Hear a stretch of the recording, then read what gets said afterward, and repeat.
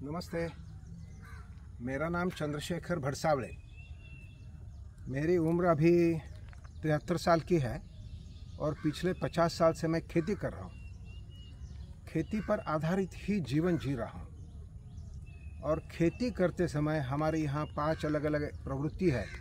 Horticulture है, field crops है, मछली पालन है, दूध का व्यवसाय है और एग्रो फॉरेस्ट्री है। तो ये 5 अलग अलग प्रवृत्ति में खेती में आप अगर किसान हो तो आपके ध्यान में पक्का आएगा कि खेती में हमारा लेबोरियस रहता है, काम बहुत मेहनत से करना पड़ता है। और वो मेहनत में जो अगर 10 अलग अलग प्रवृत्ति है उसमें एक प्रवृत्ति सबसे ज़्यादा कठिन होती है, बहुत मेहनत वाली होती है कि खरपतवार निकालना। ये देखा आपने खरपतवार, ये सब जो खरपतवार है ये यहाँ से लेके देखिए कितना है, ये पूरा खरपतवार जो है। लेकिन आप यहाँ देख सकते हो कि यहाँ तो पूरा एकदम साफ सुथरा है और ये खाली साफ सुथरा नहीं है, तो यहाँ पर एक अच्छी बात हो गई है, सुंदर स्वच्छ ऐसा तो है ही, लेकिन ये जो खरपतवार है जिसको अंग्रेजी में बायोमास बोलते हैं, ये बायोमास को जब हम कुछ दवा से छिड़काते हो, जैसे कि glyphosate, weedicide, general purpose weedicide glyphosate, इसको आप जब छिड़काते हो तो ये जो खरपतवार है ये यहाँ दिखाई नहीं देता, लेकिन इसका क्या हुआ है वो हम आपको नतीजा दिखाते हैं। ये देखिए यहाँ पर वो पूरा खरपतवार जो था, ये खरपतवार मर गया और उसका नतीजा ये हुआ है कि अभी देखिए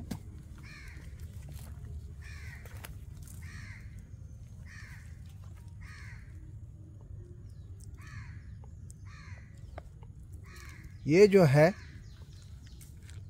ऐसे हजारों की संख्या में ये केचुए पैदा हो गए, क्योंकि केचुए का खाना जो है वो हरा नहीं खा सकते, जो जिंदा है वो नहीं खा सकते, वो सूखने के बाद नहीं खा सकते, लेकिन वो जब सड़ता है तो जब अधूरा सड़ता है उस वक्त वो खा सकते हैं। और तो और क्या हो गया कि ये मिट्टी जो है, ये मिट्टी एकदम भुरभुरी हो गई, सुंदर मस्त भुरभुरी, और इसका खुशबू मस्त एकदम बढ़िया सुंदर सुगंध। ये सभी चीज़ें क्या मुझे बताइए कि किसान भाइयों आपको चाहिए नहीं चाहिए? ये खरपतवार हाथ से निकाल के, जो कि वो खरपतवार जो है वो हमारी भूमि की, हमारे भूमाता की जो भी उसमें उपलब्धियां थी वो लेकर बड़े हो गए। अभी वो तो खाद है, वो तो किसी का फूड है, जैसे कि केचुए का, जैसे कि सूक्ष्म जीव जंतुओं का वो जो पौधे हैं, वो पौधे मतलब खरपतवार ये किसी का फूड है, ये किसी का अनाज है, और वो फूड खाने के लिए वो मरना चाहिए और वो सड़ना चाहिए। वो मरता है, सड़ता है, तब ही वो किसी का फूड बनता है। और वो केचुए, वो सूक्ष्म जंतु, जीव जंतु, वो आकर किसान को मदद करते हैं। किसान को मदद करने के लिए, उसका मतलब ऐसा है कि खरपतवार हमें तकलीफ देने नहीं आए हैं, खरपतवार हमें मदद करने आए हैं। लेकिन वो मदद कैसे लेनी है वो हम आपको अभी बताने जा रहे हैं। हम आपको अभी दिखाने वाले हैं कि इसका पंप कौन सा लेना, पानी किस तरह का चाहिए, क्या क्या दवा उसमें किस तरह से मिक्स करनी है, वो सब हम आपको अभी यहाँ दिखाने वाले हैं। यहाँ पर सब दवा है, ये यहाँ पर जो स्टूडेंट आए हुए हैं इनको भी हम सब दिखाने वाले हैं। और हमारे सहकारी परशुराम, वो तो एक्सपर्ट है इस विषय में, तो ये सब हम आपको इसलिए दिखाने वाले हैं कि इसको आपको भी लाभ मिले। ये आम, नया आम लगाया है, तो आम के बीच में जो खरपतवार था वो भी ऐसा ही इतना बड़ा था। 8 दिन पहले इतना ही मोटा था वो मोटा मोटा। इसके ऊपर जो हम वो ग्लाइफोसेट छिड़का दिया तो इसका ये हालत, खरपतवार 8 दिन के बाद ऐसी हो गई है और 15 दिन के बाद एकदम क्लीन हो जाएगी। ये जो घास है ये घास, इसका क्या होगा? इसका केंचुए के लिए फूड पैदा होगा। और क्या होगा? इसका प्योर ऑर्गेनिक कार्बन बनेगा, सेंद्रीय कर्ब इसका बनेगा। जैसे कि यहाँ पर वो 8 दिन हो गए हैं वो ग्लाइफोसेट का छिड़काव किया हुआ है, और हम अभी आपको बताएंगे कि उसका मिक्सचर कैसे करना है और छिड़काव कैसे करना है, वो हम अभी आपको बताने जा रहे हैं। दोस्तों, ये काम एकदम आसान है, मेहनत कम, लेकिन खेत में जो अपना काम है वो बहुत बड़ा काम करता है। ये आसान तरीके से बहुत बड़ा काम जब करना है तो एक चीज़ ध्यान में रखना कि इसमें अचूकता, प्रिसीजन बहुत ज़रूरी है। क्या क्या है वो? ये पंप जो है, ये बैटरी ऑपरेटेड नैपसैक पंप है 15 लीटर वाला, वो अच्छा चाहिए। दूसरा जो है पानी एकदम क्लीन चाहिए। जैसे कि ये है, आप देख सकते हैं कि एकदम क्लीन पानी है।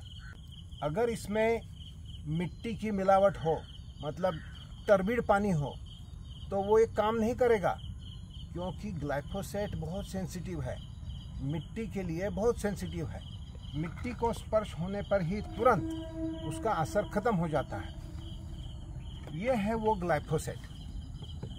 ग्लाइसेल इसका ट्रेड नेम है, लेकिन प्रोडक्ट जो है वो ग्लाइफोसेट है। तीसरी बात जो है, इसमें है स्टिकर या स्प्रेडर। ये चीज़ इस्तेमाल करने से जो दवा है वो खरपतवार के पत्तों को अच्छी तरह से चिपक जाता है, इसके ऊपर अच्छी तरह से वो स्प्रेड होता है और एब्सॉर्प्शन अच्छा होता है। और ये है ऑक्सीफ्लोरोफेन गोल, इसमें मिक्स करने से आगे आने वाली खरपतवार आती नहीं है। और ये है citric acid. Citric acid 15 litre में हम 1 चम्मच इतना साइट्रिक एसिड इस्तेमाल करने वाले हैं। इससे पानी का पीएच एसिडिक होता है। जैसे ही पीएच एसिडिक हो गया तो उसका असर जो है वो इफ़ेक्टिव होता है। तो इस तरह से अभी हम काम करते हैं। हमारे परशुराम भाई, आप अच्छी तरह से मास्क पहन लो। मास्क पहनना भी बहुत इम्पोर्टेंट है। आधा पंप ये पानी से भरा हुआ है और अभी इसमें ये दवा डालना चालू करेगा। आधा पानी इसलिए लेना है क्योंकि वो अगर पानी नहीं लिया, सूखे पंप में अगर दवा डाल दिया तो दवा जो है वो पूरा एकदम सिस्टम में चली जाएगी। 150 मिली। अभी आप 150 मिली, ये 15 लीटर पानी, 150 मिली ग्लाइफोसेट, ये कितना है? एक माप कितने का है? 75। एक जो मेजर है वो 75 मिली का है। उसके बाद 15 ml गोल डाल रहा है ऑक्सीफ्लोरोफेन। ये 15 ml ये ऑक्सीफ्लोरोफेन हो गया। तो ऑक्सीफ्लोरोफेन है जो कि नया खरपतवार नहीं आना चाहिए। अभी तीसरा है वो स्टिकर है या स्प्रेडर है, ये 10 ml डाल रहे हैं। अगर ये नहीं मिलता है तो शैम्पू का जो सैशे मिलता है बाजार में, एक छोटा सा सैशे मिलता है 1 रुपया 2 रुपया का, वो शैम्पू डाल सकते हैं आप। और अभी 1 चम्मच साइट्रिक एसिड। अगर साइट्रिक एसिड नहीं है तो आप नींबू उसमें निचोड़ सकते हैं। 1 नींबू भी निचोड़ दिया तो भी चलेगा। अभी इतना सब होने के बाद आधा पंप में पानी था, अभी बाकी का पानी ऊपर से डाल रहे हैं, जो कि उसका जो मिक्सचर है वो अच्छा हो जाएगा।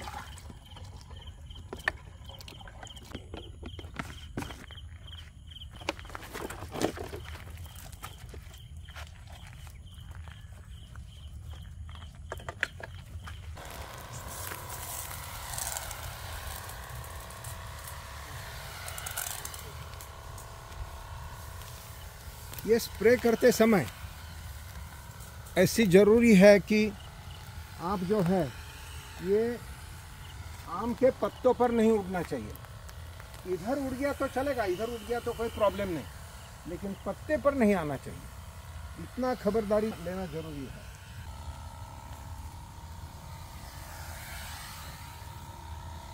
दोस्तों, ऐसा है कि ये सब खरपतवार जो है ये अभी बहुत ढीला हो गया, लेकिन इसको उठा के कहीं नहीं ले जाना है, इसको यहीं पे रखना है, ऐसे कि ऐसे। अगर ये ऐसे के ऐसे रख दिया तो यहाँ केचुए आते हैं, सूक्ष्म जीव जंतु आते हैं और उसको पूरा खाकर इस मिट्टी में मिला देते हैं और ये सब बहुत बढ़िया मैन्योर बनता है। पूरी जगह में बारिश का जो पानी है वो अंदर झिरपना, वो अंदर इनफिल्ट्रेट होना, ये एक बहुत बड़ा काम इससे होता है। क्योंकि केचुए आते हैं, केचुए अपने होल्स बनाते हैं, उसमें से बारिश का पानी मिट्टी के अंदर चला जाता है। और ये ग्लाइफोसेट जो है, इसको डरने की कोई ज़रूरत नहीं, ये बिल्कुल जहर नहीं है। ये हम जो नमक खाते हैं दिन में 3 बार अपने खाने में, जो नमक खाते हैं उससे भी कम हानिकारक है। ग्लाइफोसेट से कोई भी बुरा असर होता नहीं है। और सबसे इम्पोर्टेंट ये है कि ग्लाइफोसेट जैसे ही मिट्टी को या ये पौधे को इस तरह से जब लगता है, मिट्टी को जैसे ही लगता है तुरंत उसका विघटन हो जाता है और वो ग्लाइफोसेट रहता नहीं है। उसका कार्बन डाइऑक्साइड और फॉस्फेट, ये 2 चीज़ में विघटन हो जाता है। ये अगर ख़राब चीज़ होती तो केचुए आते ही नहीं, केचुए अपने बच्चों को जन्म नहीं देते, यहाँ उनकी फैमिली नहीं बढ़ाते। तो हजारों की संख्या में यहाँ केचुए आते हैं। उसका मतलब ग्लाइफोसेट में डरने वाली कोई चीज़ नहीं है और विज्ञान भी वही बताता है। तो हमारा अनुभव, हमारे खेत पर 1996 से हम ग्लाइफोसेट इस्तेमाल कर रहे हैं और मेरे जैसे महाराष्ट्र में आज 5000 से ज़्यादा किसान ग्लाइफोसेट का इस्तेमाल करते हैं। जैसे कि मैं आपको एक बात ये बताई कि पेड़ों के बीच में जो खरपतवार है उसको नष्ट करके उसका बहुत बढ़िया खाद बनाने में इसका इस्तेमाल होता है। दूसरा काम यह है कि जो नो टिल एग्रीकल्चर है, no till agriculture is a very important. जैसे मतलब जिसको जुताई और कोई भी खरपतवार निकालना और कीचड़ गारा करना, ये कोई काम करने की ज़रूरत नहीं अभी। इनफैक्ट खेतों में ट्रैक्टर चलाना जोताई के लिए अभी काम बंद हो गया। उसको अगर बंद करना है, क्योंकि जोताई करने से खेती की नुकसान हानि बहुत पहुंचता है। वो अगर उसको हम जोताई बंद कर दे तो जोताई बंद करने के लिए ग्लाइफोसेट ही काम आ सकता है। जोताई बंद करके हमारी खेती, हमारी मिट्टी ज़्यादा अच्छी बनती है, ज़्यादा उसकी सेहत मजबूत होती है। और अगर भूमाता मजबूत है तो पीक भी एकदम पहलवान बन जाता है। पीक पहलवान आ गया तो किसान भी धनवान बन सकता है। किसान को धनवान बनाने के लिए मिट्टी हमारी अच्छी होनी चाहिए, भूमाता की सेहत मजबूत होनी ज़रूरी है। और वो मजबूत सेहत उसकी करने के लिए ग्लाइफोसेट एक अच्छा औजार है। ये कोई केमिकल ऐसी कोई बुरी चीज़ नहीं है। तो जैसे कि नो टिल एग्रीकल्चर SRT जो है हमारा, उसमें एक बार पहले फसल की कटाई हो गई तो उसमें से फिर से उसमें छोटे छोटे अंकुर आ जाते हैं। जैसे कि धान की कटाई करने के बाद धान के फिर से अंकुर 6-7 दिन में दिखाई देना चालू होता है। उसके ऊपर ग्लाइफोसेट छिड़काने से वो धान के जो जड़ है, धान के जो स्टबल है, धान की जो पराली है, वो सब धान की पराली सब मर जाती है। धान के जड़ जो है, स्टबल जो है, वो मर जाते हैं और उसका भी एक सुंदर खाद बनता है।